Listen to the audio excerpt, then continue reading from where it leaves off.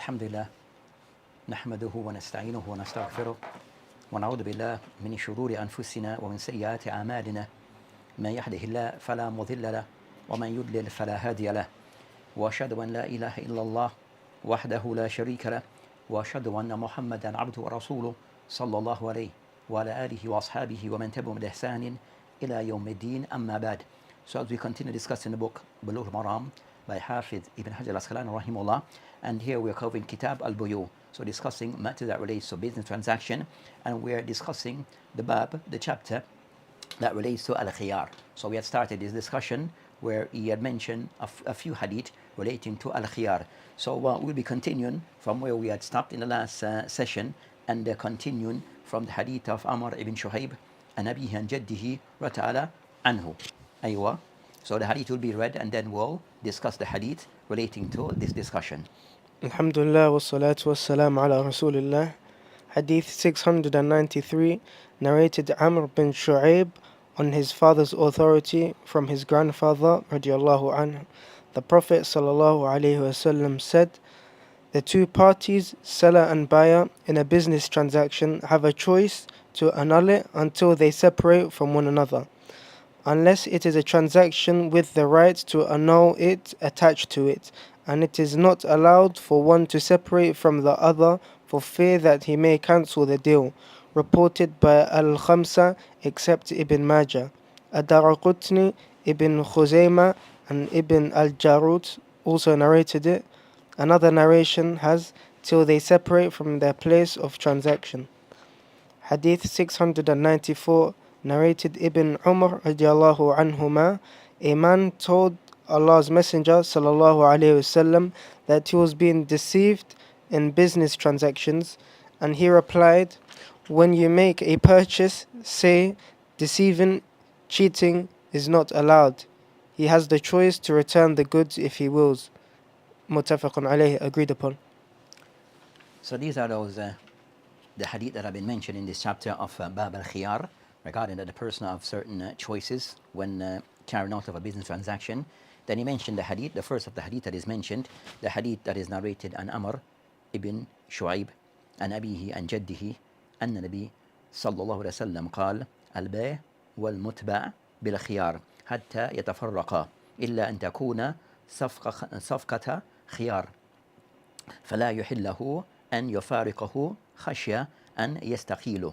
رواه الخمسة إلا ابن ماجه والدارقطني وابن خزيمة وابن جارود. And then he mentioned وفي الرواية حتى يتفرقا من مكانهما.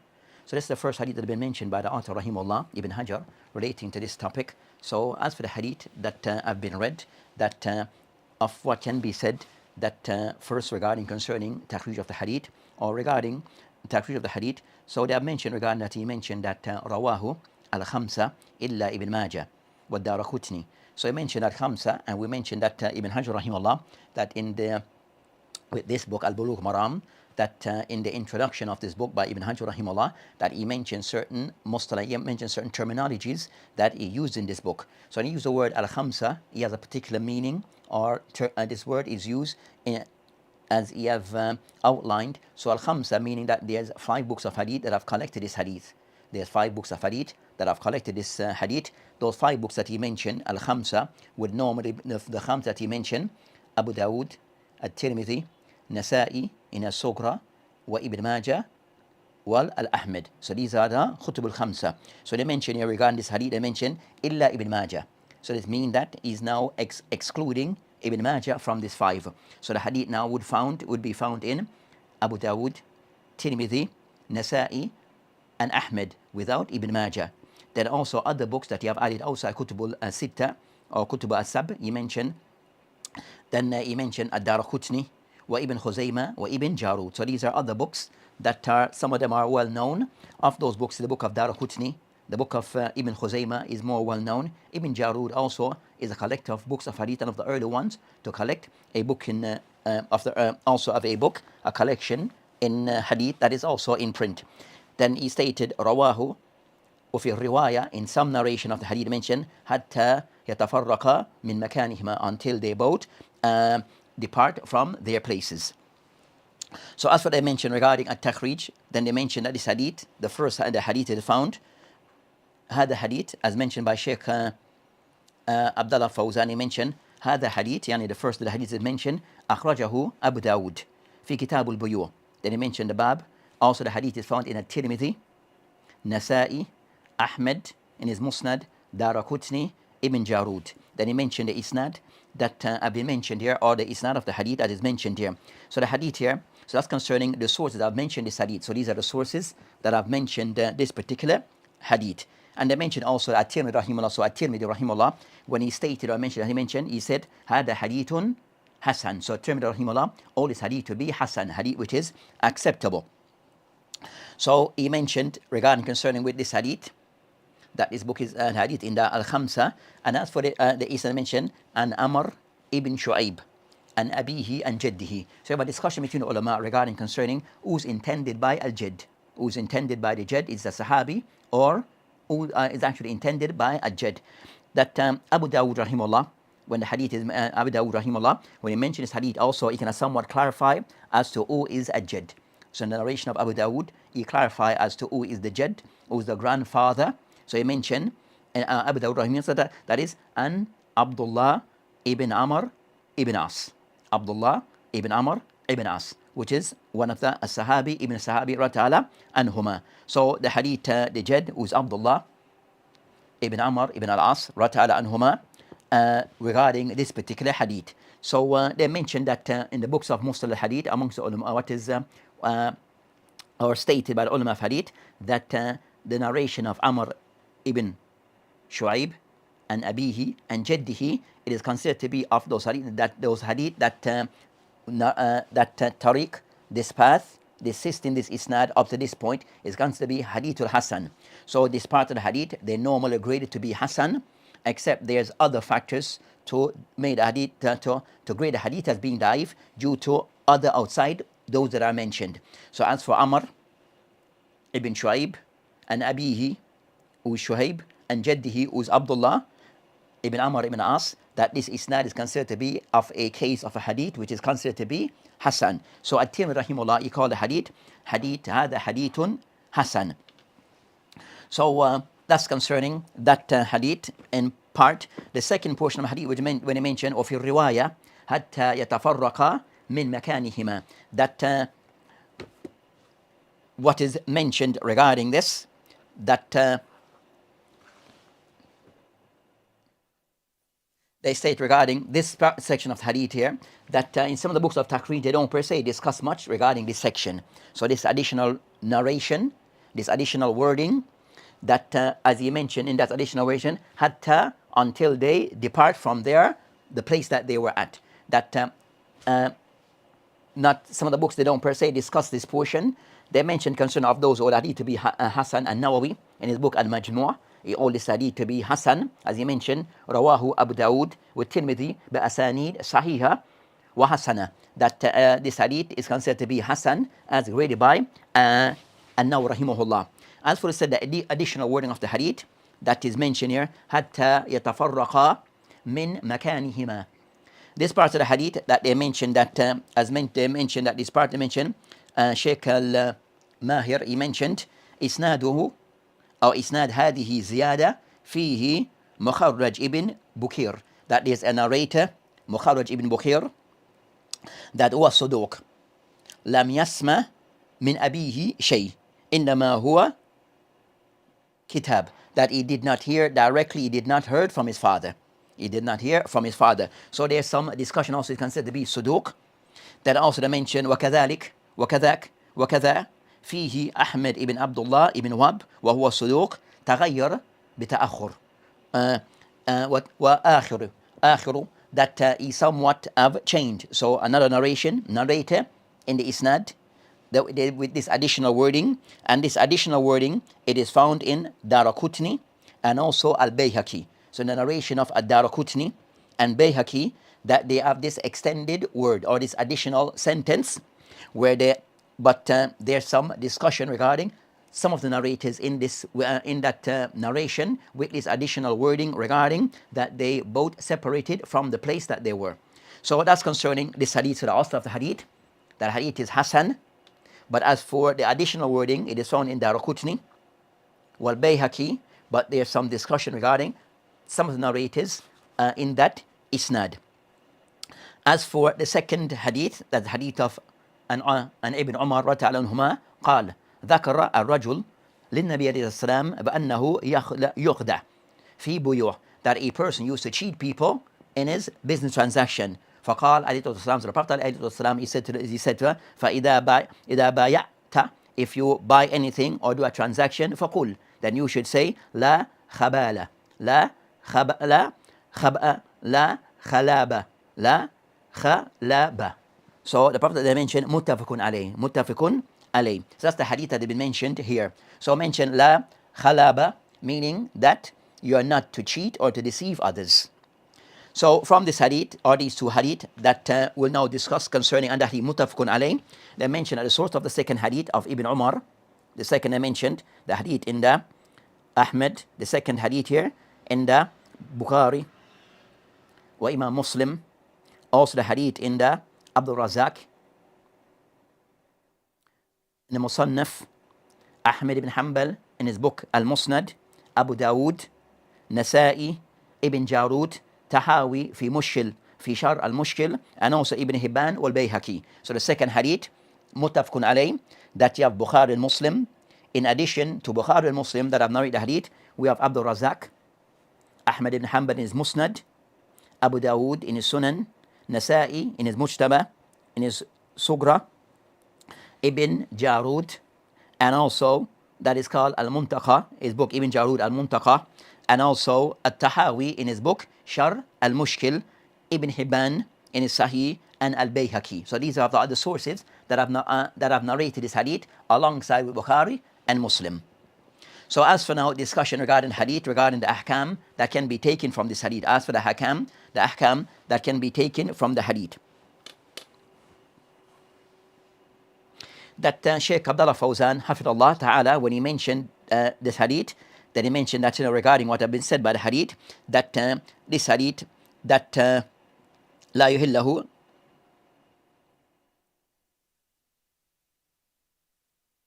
so that's hadith concerning mentioned in the hadith. Also of this hadith, he mentioned that regarding the additional wording, حتى يتفرق من مكانهما, until it is mentioned, no, فهي عند الدارقطني والبيهقي. They mention that the reason behind Ibn Hajar rahimullah mentions hadith, they mentioned that also gives some more clarity regarding that حتى يتفرق من مكانهما, until they both disperse or they both separate from the place that they were. So this additional wording gives some more clarity that they somewhat separated by way of abdan.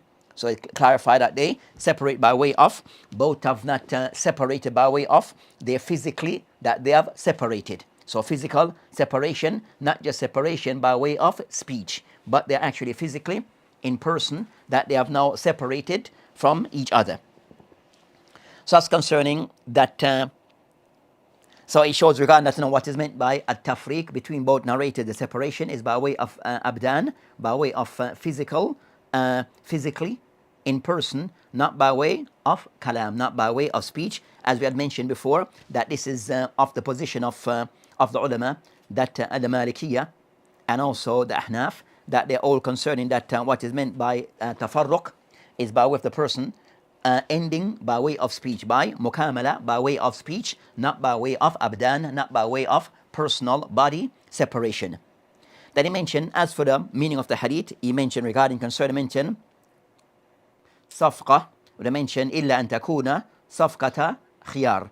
That he mentioned that what is meant by safaqa is that they mentioned that what is meant by this huwa darb bil yad ala yad ukhra, where the person that cannot somewhat show in agreement, so a sign of showing of agreement where one hand shake the other or one hand touches the other, then this is a form of showing that the transaction have been agreed upon, that a decision have been made. So this of safqa indicating that they have somewhat agreed and come to a conclusion, and this is how the Arabs sometimes indicate regarding that a transaction have been finalized by both companions touching of each and or giving of each other ends. So this indicates concern to know that the transaction has been completed and finalized. So what I said, what is meant by this hadith, hataya mutabayya'an, that concern those involved in the transaction, that they have this khiyar, that they have a way of time to make a final choice until they are somewhat separated. فَإِذَا قَالَ, but if one of them was to put forth to the other that either we're going to give some time, grace time, before final the action, then that also it owes. So if one was to say that before we separate, and we agree that we'll separate, but giving each other a grace time for us to consider the matter, and later on we get back to each other give a final answer, then that also is accepted. That is also accepted, as we had discussed before. Or if they choose that to finalize the action right there and then, if they choose to finalize the action there and then when they separate, then that's the end of the transaction. Then I mentioned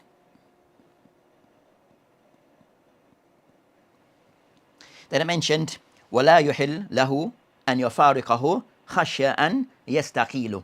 Then the Shaykh, he mentioned that what is meant by this, that it is not allowed for one to separate by way of if he fears the person will kind of somewhat that the person fear that the person will not give the opportunity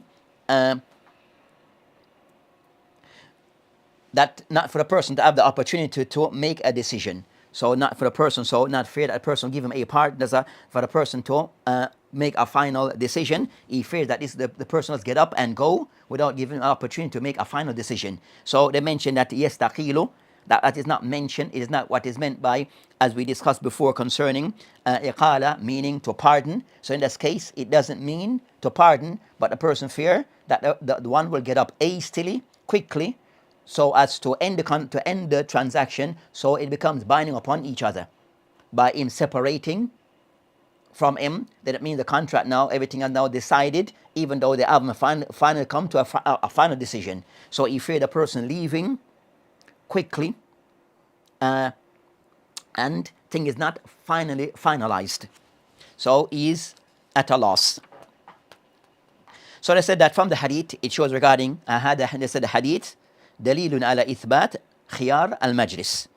So it shows, this hadith, it shows that for both of those buyer and seller, that they have an option regarding khiyar al-majlis, as we had discussed before. So this hadith is of the evidence to prove that both buyer and seller, that they have the right regarding khiyar al-majlis, a time for them to consider the transaction and to decide whether to go through, or for them to give each other some time, or to reconsider the matter.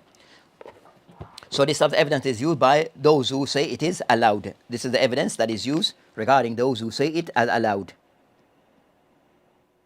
So also from the hadith, they said this hadith also dalil ala annahi muta'akhidaini, for both those who are involved in transaction, and tafarraq wal harab min majlis al-aqd li'ajli an yalzim al-aqd. So also this hadith is a proof that it is forbidden, impermissible, for one of those who are involved in that having the discussion regarding the business transaction, for one to kind of somewhat to hastily to leave without so as to make it binding upon the other party to continue through and accept the transaction. So one fearing, so this hadith shows it's not allowed for one to hastily to depart from the majlis so as to make it seem binding upon the other person that they must accept the transaction, even though they haven't come to a final, because now they have separate, so it seems as if the person must accept the transaction. So they mentioned it's something which is not to be allowed. So the person not to be hasty in leaving before things have been finalized. So it becomes, it seems as if the other party is a must for them to go along with the transaction.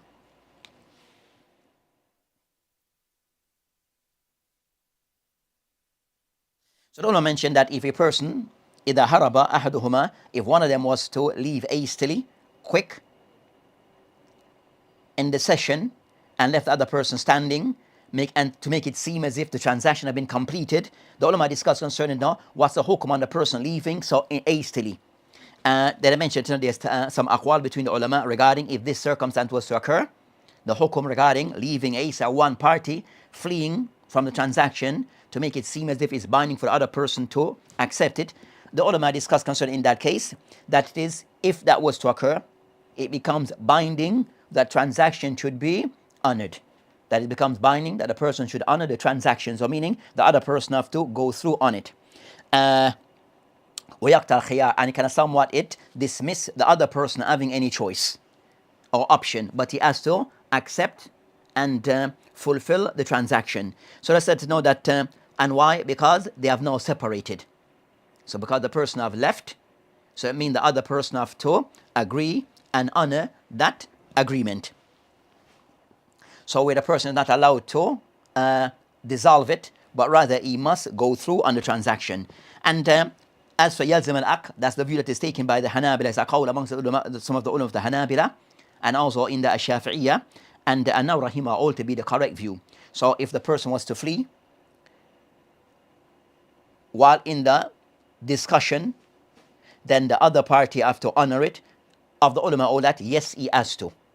And that's the view taken by some of the Hanabila, some of the Shafi'iyya, and also the view that is taken to be the correct view by An-Nawawi alayhim rahmatullah ta'ala. The second position, أنه يبقى الخيار ولا ينقطع ولا يقطع. ينقطع, that the second opinion, that the khiyar al-majlis is open. The person have choice, the person choice to either accept or to reject, it still remains. It still remain, and this is not removed. This is not removed.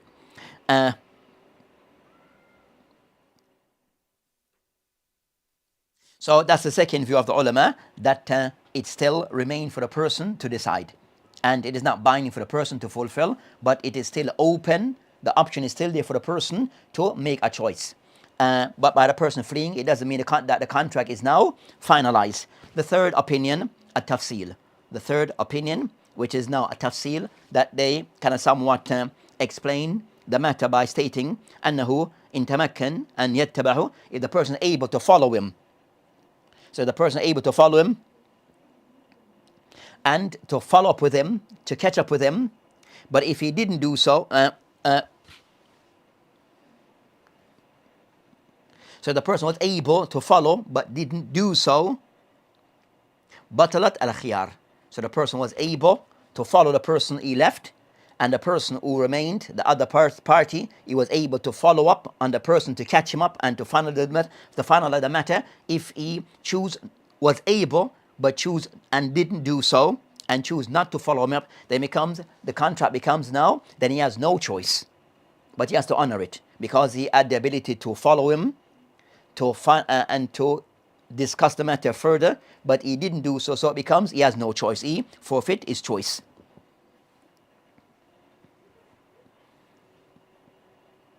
But if he was not able, فَإِنَّ يَتَمَكَّنْ بَطَلَتْ خِيَارٍ, if the person from the start was unable, the person as he flee, he went into his car and drove away.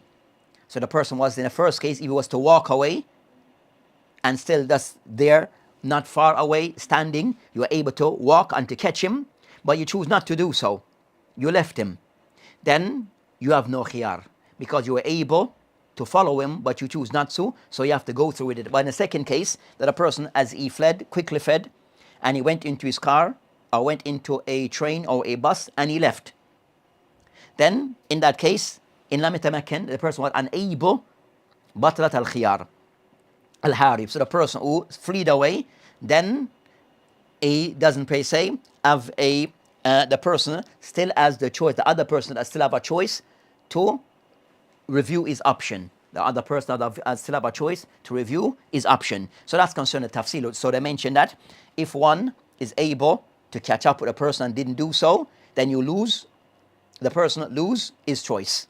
If the person was unable, then your choice still remain. Your choice still remain regarding either to accept or to annul the transaction.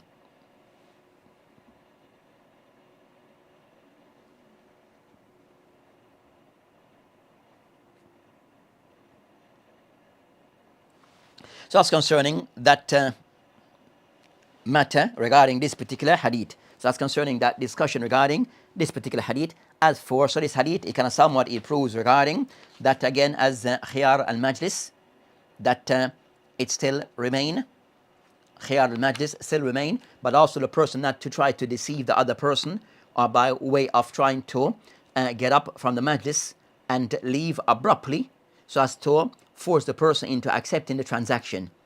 But we have mentioned that there's some tafsil, some matters to be considered regarding when this becomes valid or when it becomes invalid. The second hadith of Ibn Omar anhuma, where the Prophet mentioned regarding a person that أنه يخدع في بيع, that a person who or في بيوع, that a person يخدع في بيوع, the person who cheats others and act unfair towards others in business transaction. Then the Prophet called لا خلابة, لا خلابة, meaning concerning a person, khilaba, as the ulama mentioned concerning al-khadi'ah. So that is khadi'ah, a form of the person being cheating others and acting unfairly in business transaction. So it shows regarding concerning that it shows that this is something that one should not be, one should not try to cheat others and to behave unjustly and unfairly in business transaction. So Islam is against this. So Islam is against concerning a person that he uses method of cheating others in business transaction. Islam is against such things. So discuss concerning the person. So they said from this hadith, with the Prophet they mentioned the hadith, a discussion that some of the ulama discussed regarding this hadith, regarding this hadith of the hadith they mentioned. يستدل بهذا الحديث من قال, of the ulama who mean that this hadith إثبات خيار الغبن, that if a person is the person who is cheated, then he has a choice. So the person who is cheated, then he has a choice that the person who is being cheated have a choice that to be competent to return the item, that to return the item because he's being cheated. So the person have a choice that either he can accept this or for him to seek seek that returned or some form of compensation for the act of being cheated. So the ulama mentioned that with this, of the ulama mentioned that for a person to be compensated, lahu khiyar, that to be compensated regarding him being cheated. So Jumhur of the ulama, they kind of somewhat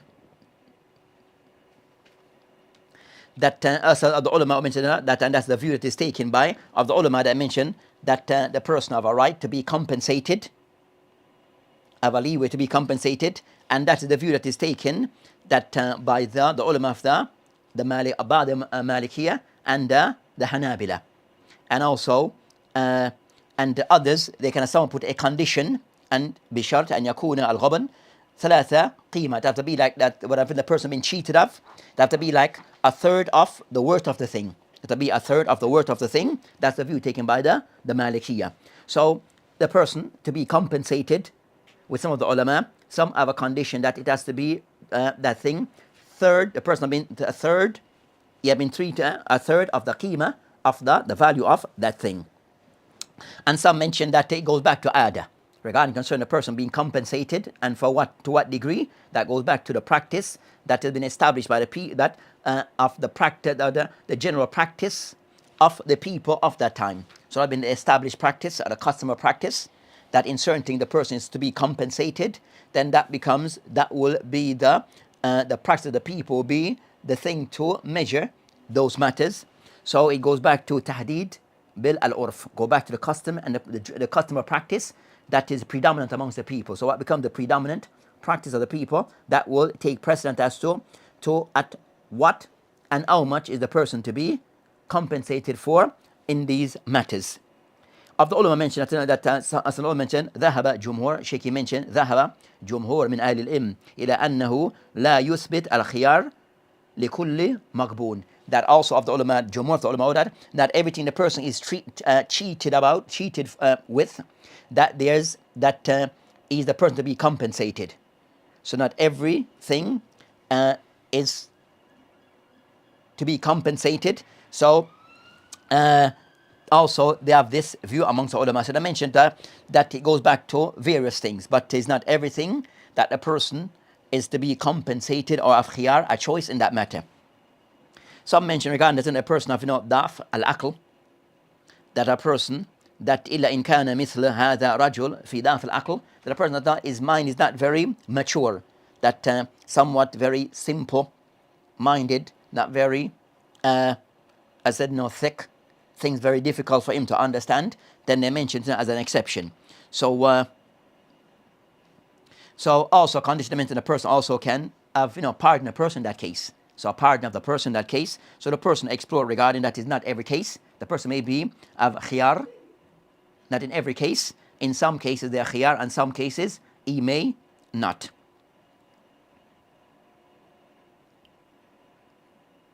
So they mentioned that so the person might have a weak mind, then there's no if the person have a weak mind, then he is to be compensated. The person that's not very mature, weak-minded, not very is then such a case, then the person in that condition, yes, but so that's of the thing that is mentioned. So they mentioned, and now Rahimah mentioned in this hadith, the Prophet, even though the person did this act, he didn't act for the person to have khiyar, he didn't have a choice. He kind of somewhat, he just kind of somewhat to the person that for you to say the person that not to cheat. So they said the person not to cheat, la khida, or in a sense they mentioned la khilaba. So they mentioned for you not to cheat. So is this contract still considered to be valid or not? Then the ulama have a discussion regarding this. So it shows regarding that is that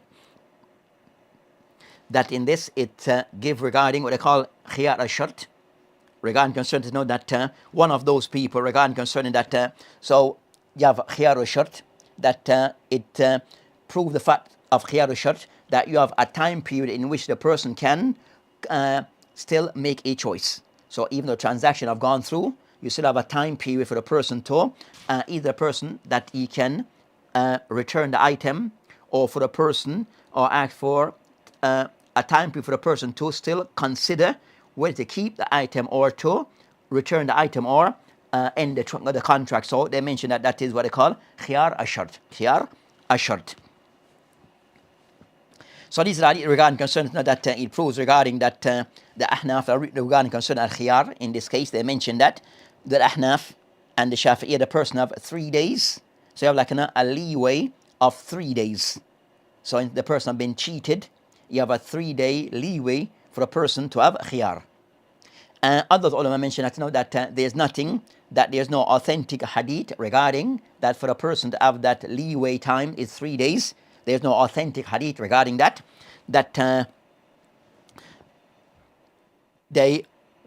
So there's some hadith, but the hadith, there's no authentic hadith on that matter. And you find that others will mention, Ahmed or Malik will mention that there's no set time regarding that leeway time. There's no set time regarding the time of khiyar, that there's nothing set because there is no evidence regarding that matter. So it could extend regarding 3 days. It could extend regarding 3 days. The person have been cheated. You have more than you can go beyond 3 days for the person to have his khiyar. To have his khiyar, his choice, that it exceed 3 days and not restricted only to 3 days. So these are some of the ahkam that have been taken from this hadith. Regarding this hadith is a proof regarding matters relating to al-khiyar al-majlis, that this hadith is of the evidence that is used by those who say it does, and that it does occur in business and can occur, as that the person have a choice to either choose to go through on the transaction or not to. As to when that transaction becomes finalized is when both are somewhat separated and have gone. But as for while they're still there speaking and discussing the matter, that the transaction is still up for them to finalize. So that's concerning of this matter. That so this hadith is the proof. So that's the view of the Jumhur of the ulama, with the exception of the Ahnaf and the Maliki, who per se do not see khiyar and majlis. But other of the ulama use this evidence to say otherwise. They use this evidence to say otherwise. And so that's concerning what is mentioned here by Ibn Hajar rahimullah. And Ibn Hajar rahimullah, of those of the Shafi'iyya, who do see and use this hadith as a proof regarding khiyar and majlis, because that is more inclined towards the method of the Shafi'iyah. So this is of the evidence that are used regarding to prove that this does, that this is to validate that this does occur. So this inshallah ta'ala will end this discussion and continue in the upcoming sessions. وبالله تعالى توفيق وهذه السبيل والآخرة والحمد لله آمين. السلام عليكم ورحمة الله وبركاته.